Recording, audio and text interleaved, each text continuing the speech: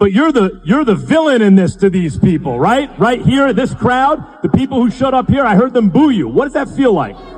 It's cool. I've been booed before. Hey, listen, they can't fight for him, so it don't matter.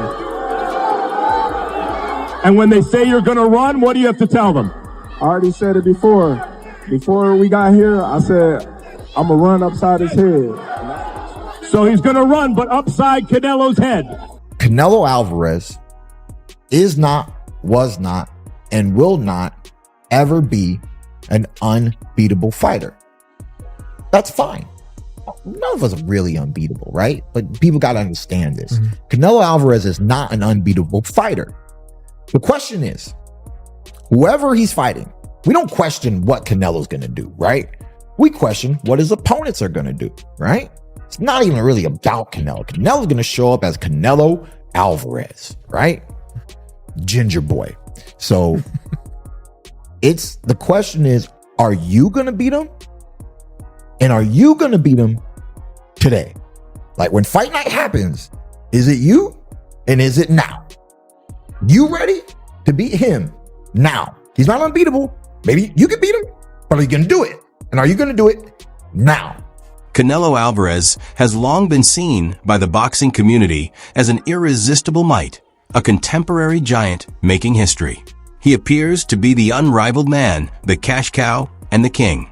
However, Keith Thurman has once revealed not only Canelo, but also his opponent's psychological makeup. He's done this by outlining a straightforward plan that explains why Terence Crawford doesn't simply have a chance. He has the precise strategy to overthrow the monarch and cause one of the greatest upsets in boxing history. According to Thurman, Canelo Alvarez is not invincible. Canelo is not the only one who gives off the air of invincibility around him. It is based on the anxieties and shortcomings of the men who oppose him. What Canelo does on fight night isn't the true question. We are all aware that he will arrive as the strong, calculating pressure warrior that he has always been. What his opponent will do is the key question. Are they only there to survive, or are they actually there to win?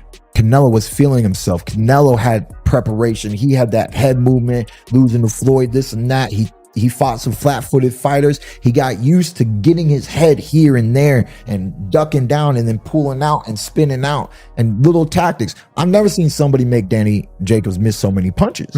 It was highly impressive. I did not expect that, you know, because of the amateur pedigree growing up with Danny Jacobs. I know exactly what kind of New York fighter he is. And then the other one that surprised me in Canelo's career was when he defeated Lara. The first piece of evidence that Thurman cites is the altercation with Danny Jacobs. He recalls anticipating a top-tier chess match from a fighter with Jacobs' extensive amateur experience when he watched that battle. He found it disappointing instead. He had never witnessed anyone cause Jacobs to miss that many blows. Jacobs' hesitancy was the real story, despite Canelo's strong defense. He fought gingerly, never really committing to a winning strategy, but doing just enough to avoid being knocked out. He did not compel Canelo to react to him. Instead, he reacted to him. It was a survival-based performance. Furthermore, surviving against someone like Canelo is merely a gradual death. Canelo's opponents frequently suffer mental defeats much before they suffer physical defeats. However, there's more evidence of this psychological warfare than a single battle. The other one that surprised me in Canelo's career was when he defeated Lara. I'm not a betting man most of the times. I wasn't thinking about it much, but I did not give him a thought that he's got this fight. I'm like, nah, this is a bad setup. This boxer has what it takes to outbox a Canelo Alvarez. You can have what it takes. Are you gonna do it? Are you gonna execute? Are you gonna not be scared? Are you gonna not be timid? Are you gonna not waste time? So like I said about my statement for this fight, victory comes in preparation. Thurman remembers the battle that startled him in order to comprehend the mental trap Canelo creates. Canelo versus Lara, Aries. Lara was completely inappropriate for Canelo on paper. A quick jab and excellent footwork characterize this talented Cuban boxer. Lara's approach was perfect for outboxing and annoying a pressure fighter. He didn't give Canelo a chance, Thurman acknowledges. He believed that the boxer would dance to victory in a traditional boxer versus brawler contest. However, he was mistaken. Thurman's eyes were opened by Canelo's victory. He couldn't pull the trigger, even though Lara had the ideal strategy and the necessary equipment. He gave off the impression of being timid, apprehensive, and afraid to assume the risk required to gain control. He allowed Canelo to set the terms and set the tempo. It was yet another example of a proficient boxer going awry. They talk all the crazy stuff about me going up and having a tough time, but he went up in weight and lost. That's the difference. I went up weight and won. He went up and lost. You know, so let's not do that, Canelo. That night, Thurman came to a crucial realization. You may possess the necessary skills to defeat Canelo, but the true test is whether you'll actually execute it. From the first bell to the last, will you carry out your strategy and enter that ring fearlessly and unfazed? This pattern of mental disintegration proved crucial for Thurman. Being a better fighter than Canelo isn't the point. It all comes down to having the drive to prove yourself for 12 rounds in a row. He thinks Terence "Bud" Crawford is unique because of this. Thurman's strategy for Crawford starts at this point. He maintains that Crawford's win is solely dependent on strategy and preparedness. Meeting fire with fire isn't the point. Attempting to subdue Canelo is a foolish endeavor. What Thurman refers to as the gorilla neck boy is not something you harm. Numerous other powerful players have hardly caused him to flinch, and GGG was unable to drop him. Thus, the only choice is a tactical one, a plan that requires a strong ring, IQ, and discipline. Thurman advises, watch the first few rounds to determine whether Crawford is prepared to win. The jab is the only weapon that matters. Crawford will succeed if he puts in a lot of effort behind his jab, building range and managing the pace. He should take a cue from the two combatants who caused Canelo the most problems. Both Floyd Mayweather and Dimitri Beivol effectively managed distance, utilized every inch of the ring to their advantage, and used their jabs to hold Canelo at bay. The intention is not to harm Canelo. The goal is to outbox him, irritate him, cause him to miss, and hold him accountable. Points, accuracy, and footwork are all important in this game. That 14-pound weight disparity could become substantial as the bout progresses, but it's a double-edged sword. Will Crawford get stronger or less nimble as a result of his increased weight? You hurt the gorilla neck boy, you know? Don't rely on that. He's hard to hurt, man. He's hard to hurt. Don't rely on hurting Canelo. I think That's what I'm saying. Triple G didn't drop him. All these fighters been hitting him. Take a page from Beivol, Mayweather. What they do, they fought behind the jab. They kept their distance. They've used the entire ring, and that's something that he can bring to the table. Use that distance from Beivol both backed him up. But the funny thing is, with the extra body weight, is he agile? Yeah.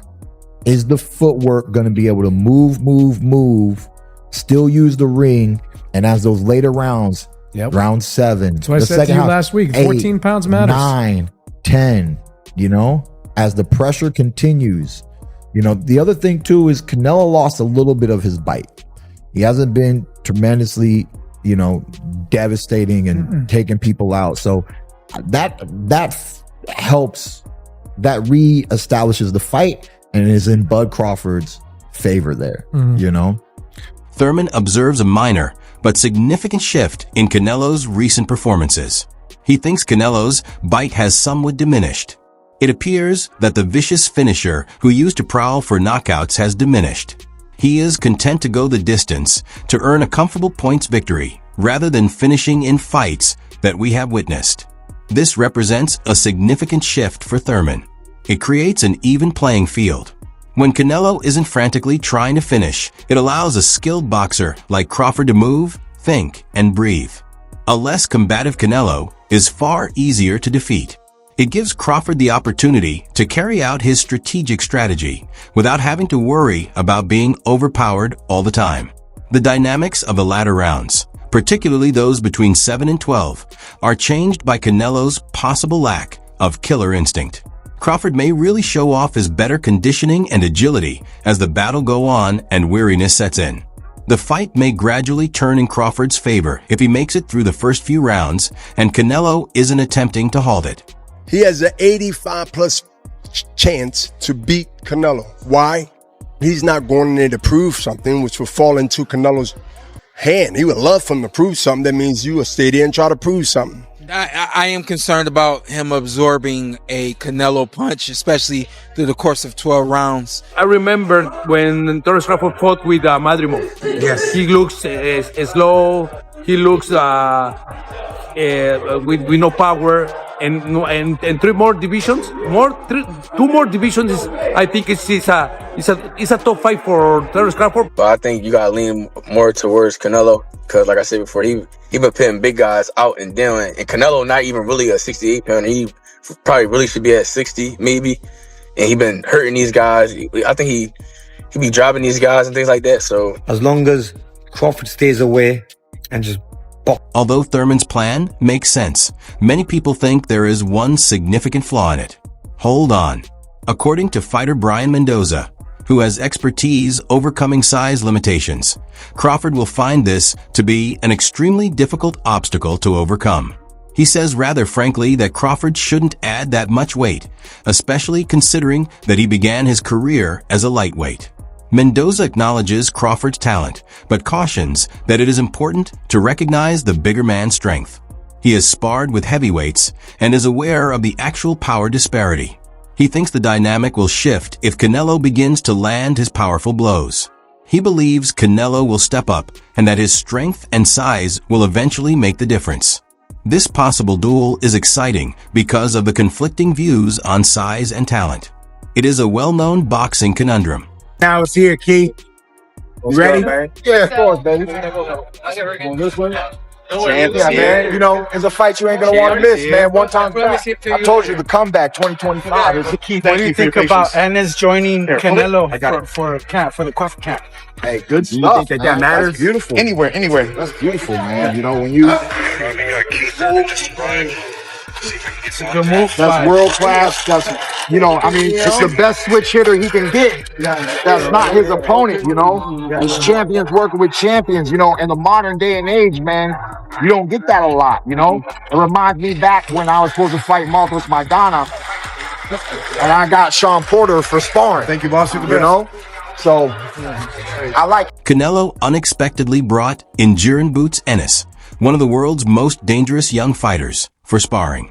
Keith Thurman was among the first people to commend this choice. He acknowledged the strategy behind it and referred to it as a world-class play. Canelo could practice with Andis, who is possibly the best switch hitter, to get ready for Crawford. Yeah, you know, it's Riyadh season, Netflix, everybody around this fight. You can see that how. This demonstrates that Canelo and his group are concentrating on eliminating Crawford's greatest weapons in addition to their own advantages. This is not how an overconfident champion acts. Someone who is aware that his throne is a danger is making this cautious preparation. Canelo gets acquainted with the unusual angles, quickness, and unpredictability that a switch hitter like Crawford provides by sparring with Ennis. In order to avoid any surprises on fight night, he is working through the riddle during training. Canelo is clearly playing chess, while everyone else is playing checkers based on this one move. He is taking action to get ready for the challenge that Crawford poses because he recognizes it. This gives the story another level of complexity and makes it quite evident that Canelo knows just how to defeat Thurman. What's up, bud? What's good, son? Come on, G. Great performance. Salute, salute, salute 3 times for you, man. All the belts, greatness. What you do is greatness. But, you know, this is your man Thurman, bro. You know we go back. You know we go way back, boy. And I promise you, son, my face, it won't look like that. Why, Keith? Why? Because my feet ain't fat. You know I can stick and move, boy. You know I can double pump fake just like you. Thurman different. Been different, boy. This is my last boxing talk for the day, man. That hype week, fight week, whoo. Got all the views, baby. You got all the views. Let's go. I'm proud. proud of you, boy. But you know one thing you ain't seen in this life yet, and that's your man right here. Keith one-time Thurman. Talk to Al. Send the contract. It's time to eat. I'm hungry, baby. I'm hungry, baby. It's time to eat. I'm in the gym working for you, working for you. The backdrop of Keith Thurman's analysis is difficult to ignore. He is more than just a former pundit. He is a fierce competitor with goals connected to Terence Crawford. In the event that the Canelo bout doesn't work out, Thurman has publicly criticized Crawford and offered to fight him. There's a guy named Keith Thurman who's been on The Last Stand and said he is fiending to get his paws on Terence Bud Crawford. Does Terence Crawford want to fight Keith Thurman? Listen, man. Everybody know Keith Thurman is just talking. You know, you got to understand, Keith Thurman was the same guy that said that I'm not a real welterweight. Keith Thurman is the same guy that said I haven't really proven myself at welterweight. Keith Thurman is the same guy that expressed himself of, you know, not being interested in fighting Terence Crawford. So now, all of a sudden, out of the blue, he's fiending to fight Terence Crawford. Okay. See, the thing is, when you're not relevant, you gotta, you know what I mean, take shots at the guys that's relevant. Now, all of a sudden, you out there naked in the streets. Now you want to fight everybody. Come on, man. We don't believe you, Keith. He thinks he is more athletic than Crawford has ever been, not even while facing Errol Spence Jr. Thus, Thurman is tacitly addressing Crawford when he lays out the strategy for defeating Canelo. He's analyzing a common foe while demonstrating his own knowledge of the game. Every bit of advice Crawford offers demonstrates his high level of boxing intelligence. Is he sincerely attempting to support the success of an American? Or is he setting himself up to demonstrate that he understands the secret to defeating the top boxers in his generation? This gives the conversation an intriguing undertone of rivalry between individuals. He may eventually have to defeat the greatest battle of his life against this fighter from Crawford's generation. It's what boxing's all about, man. The one who really wants it is the one who's going to win. I know Bud wants it. He's from my generation. He's a true American. I'm in his corner. I wish him the best of luck. But you know, I don't doubt Canelo. I don't doubt what Canelo's capable of. Thus, two distinct routes to triumph emerge when the smoke clears. Master technician Terry Crawford is on one side, holding what Keith Thurman considers to be the ideal strategy. This method necessitates perfect execution, a strong mental toughness, and the self-control to stick to a 12-round jab-focused strategy. He must be the matador, not the bull, outwitting a larger, more powerful foe with his cunning and quickness. Canelo Alvarez, the formidable sports king, is on the opposing side, bolstered by his bulk and muscle. He will win since his route is simpler. Show that no amount of technical skill can match his deadly strength by cutting off the ring and applying continual pressure. Thurman's last remarks on the subject might be the most illuminating, given the continued division among competitors and experts. When two top fighters of this caliber square up in the ring, he claims it all boils down to one straightforward factor. The winner is the one who genuinely wants it. Who is more interested in it is the unanswered question. Does Canelo's intense desire to retain his title surpass Crawford's ambition to become the greatest boxer of all time? Or will Crawford become just another accomplished opponent who lacked performance when it counted?